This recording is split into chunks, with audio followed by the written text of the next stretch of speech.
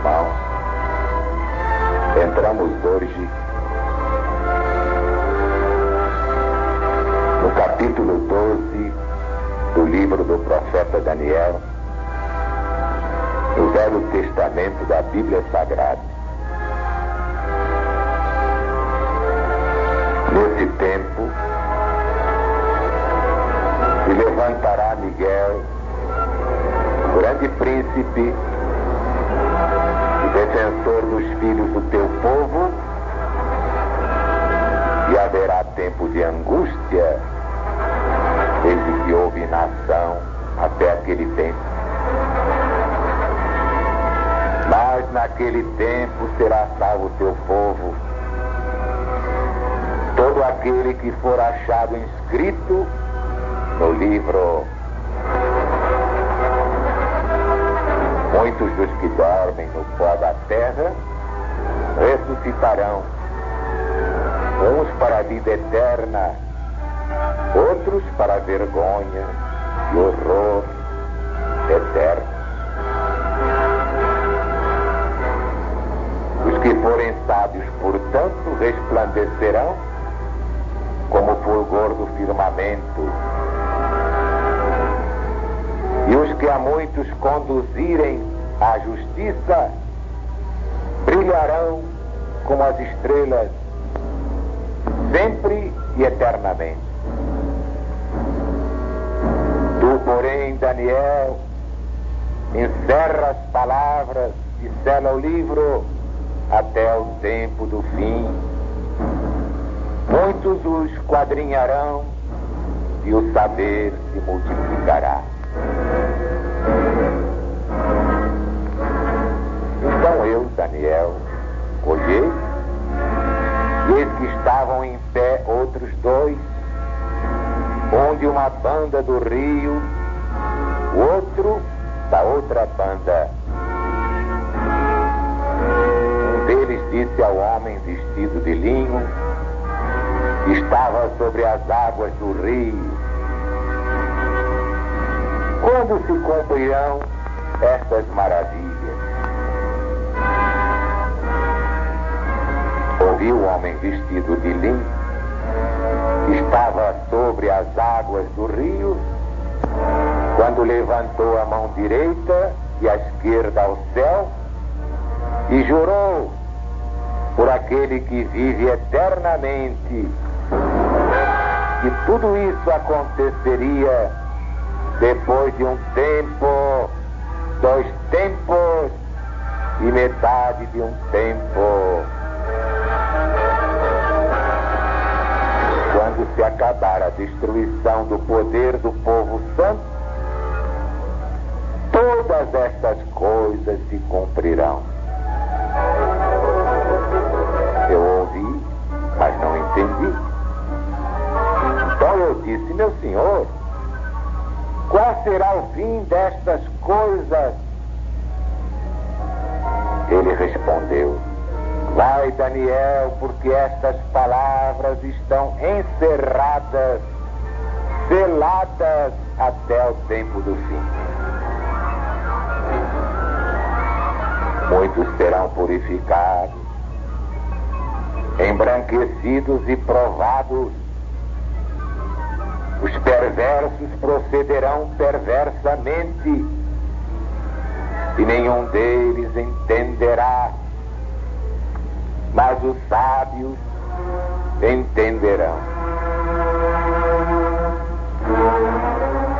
Depois do tempo em que o costumeiro sacrifício for tirado e posta a abominação desoladora, haverá ainda 1290 dias. Bem-aventurado aquele que espera e chega até 1335 dias. Tu, porém, segue o teu caminho até o fim, porque descansarás e ao fim dos dias te levantarás para receber a tua herança.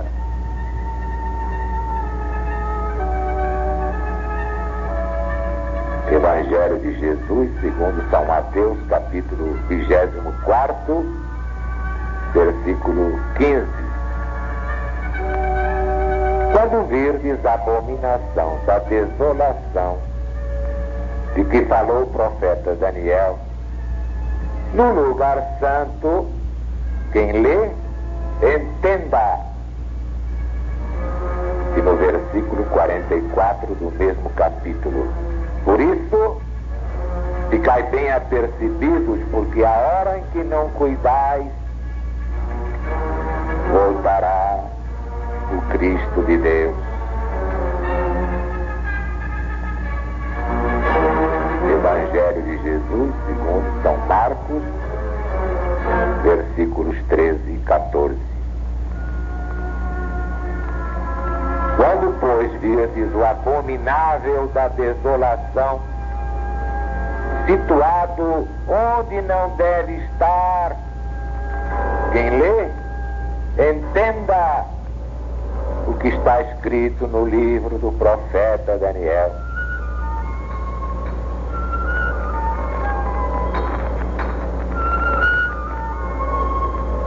Primeiro livro dos Macabeus, capítulo 1, versículo 57.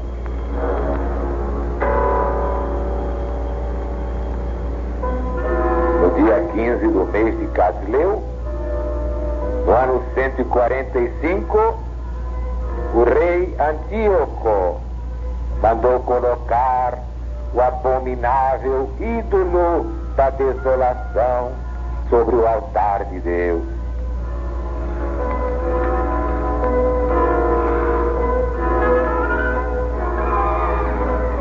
Como estamos vendo, Jesus recomenda atenção para a profecia de Daniel. Quem lê, entenda. Vejamos então o versículo 27 do capítulo 9 de Daniel, na tradução do padre Matos Soares. E estará no templo a abominação da desolação, e a desolação permanecerá até a consumação e até ao fim do mundo. Qual o sentido da profecia? Escreveu Isaac Newton. A significação é que a gente de um príncipe que há de vir destruirá o santuário, abolindo o culto diário do verdadeiro Deus e espalhando sobre toda a região um exército de deuses falsos, e estabelecendo seu culto e domínio, causará a desolação dos judeus até ser preenchida a época dos gentios.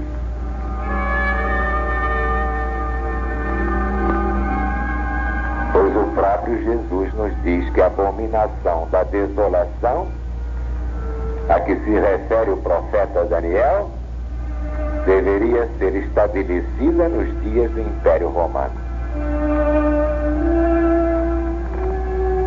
Toda atenção agora para os versículos 11 e 12 do capítulo 12 do profeta Daniel. E desde o contínuo sacrifício retirado e posta abominação desoladora, haverá 1290 dias. Bem-aventurado aquele que espera e chega a 1335 dias. Elucidação de Aracelli. O contínuo era o paganismo romano em sua fórmula religiosa imposta pela espada conquistadora, denominada por Jesus abominação da desolação. A abominação desoladora, que seria estabelecida em lugar do contínuo, o paganismo, pelos braços de homens poderosos, segundo o capítulo 11, versículo 31, é o papado em sua fórmula de religião, que estabeleceu pela espada desoladora, como comprova a sua própria história. Quando foi feita esta substituição da abominação da desolação romana pagã pela abominação desoladora romana papal, esclarece o versículo, dando um período profético de 1290 dias. Ora, isto significa que se trata de 1290 anos. Para entendermos perfeitamente o que a revelação mais uma vez nos quer ensinar com relação ao contínuo, vamos recordar que o papado substituiu o contínuo paganismo romano no trono temporal até 1798. Neste ano, a espada de Napoleão Bonaparte derribou da liderança na qual aqueles braços de homens poderosos o haviam empossado em lugar do contínuo. Por conseguinte, o período de 1290 dias, que são profeticamente outros tantos anos de supremacia papal, encontrou seu fim em 1798. Assim sendo, como a razão ensina, devemos fazer retroceder de 1798 os 1290 anos para termos a data exata, o ano exato em que o contínuo foi tirado, como abominação da desolação, para dar lugar ao papado, a abominação desoladora. Ora, realizando a simples operação, ou subtraindo 1290 de 1798, temos como resultado o ano 508, que é a data da tirada do contínuo ou da substituição definitiva do paganismo romano-ariano pelo papado romano. Na verdade, os fatos históricos provam que o poder temporal do Vaticano começou a tomar forma para o 508. Como no caso da crise do paganismo romano com o cristianismo, o advento de Constantino preparou o caminho para a ascensão papal, também no caso da crise do paganismo ariano com o papado, o advento de Clodoveu, rei dos francos, preparou o caminho para a supremacia temporal do Vaticano na Europa. Finalmente, encontrou a profecia de Daniel seu pleno cumprimento. Foi desarraigada a abominação da desolação, o paganismo, e todos os elementos do império para dar lugar à abominação desoladora, o papado, desde o ano de 508 até 1798. Exatamente 1290 anos. Resultado: uma abominação foi trocada por outra. Vejamos agora o versículo 12, que é muito importante. Prestem atenção. Bem-aventurado que espera e chega até 1335 dias. Isto é, 1335 anos. Na profecia, um dia vale um ano. De 1290 a 1335 anos, há uma distância de 45. Ora, 1798 mais 45 igual a 1843. Isto protestantes julgaram que se tratava do ano da volta de Jesus. Marcaram. Jesus vai voltar em 1843. Foi aquela expectativa e Jesus não voltou. O mundo inteiro se ligou então na propaganda do movimento millerista para receber não Jesus, mas o Paráclito. Sim, o que ocorreu foi a entrada do Paráclito no mundo, com os fenômenos desencadeados pelas irmãs Fox, a partir de 1843. Eram duas meninas, mas desde cedinho, revelando as suas mediunidades por influência dos espíritos. E essa fenomenologia interessou tanto Allan Kardec, que ele estudou a situação, e no seu estudo resultou a terceira revelação. Não deixou de ser uma volta indireta do Cristo, porque a ciência do cristianismo veio aclarar todos os textos proféticos, até então interpretados ao pé da letra. Como diz São Paulo apóstolo, a letra mata, só o Espírito vivifica. Agora sim, pode o Paráclito iluminar os textos bíblicos, abrindo os caminhos para a volta do Cristo de Deus, a volta real. Sabemos, por exemplo, que as profecias de Jesus se renovam em ciclos múltiplos, como vimos nas páginas do Apocalipse atualíssimo. E é por isso que se renova a abominação da desolação, assim descrita no capítulo 24 do Evangelho segundo São Mateus. Diz Jesus: quando, pois, virdes a abominação da desolação, de quem falou o profeta Daniel, no lugar santo, quem lê entenda. Então os que estiverem na Judéia fujam para os montes.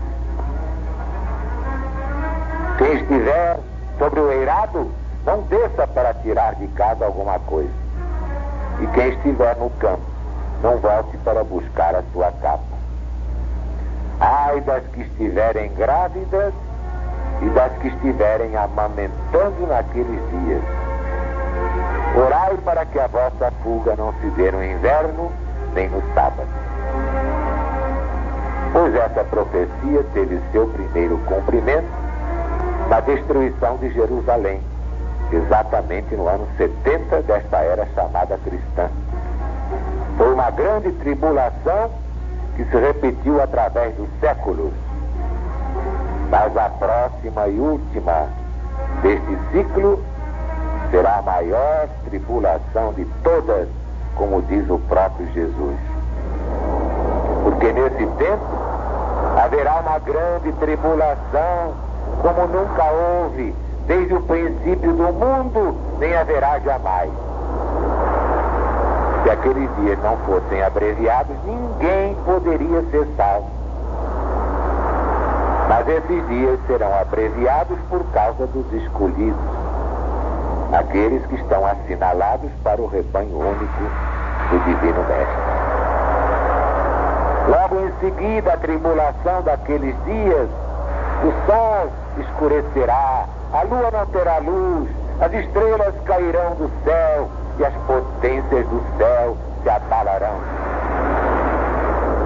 Então aparecerá no céu o sinal do Filho de Deus.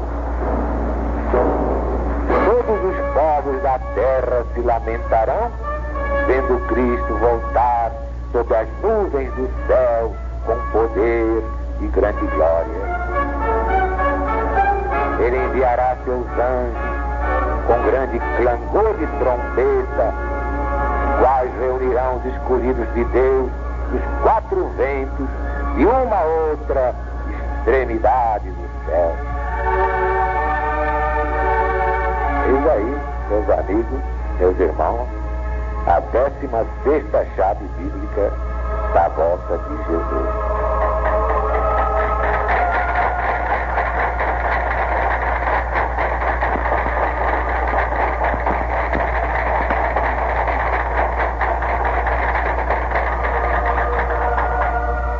diante disso, como diz o Apocalipse, vamos repetir. Ora vem, Senhor Jesus. Deus está presente.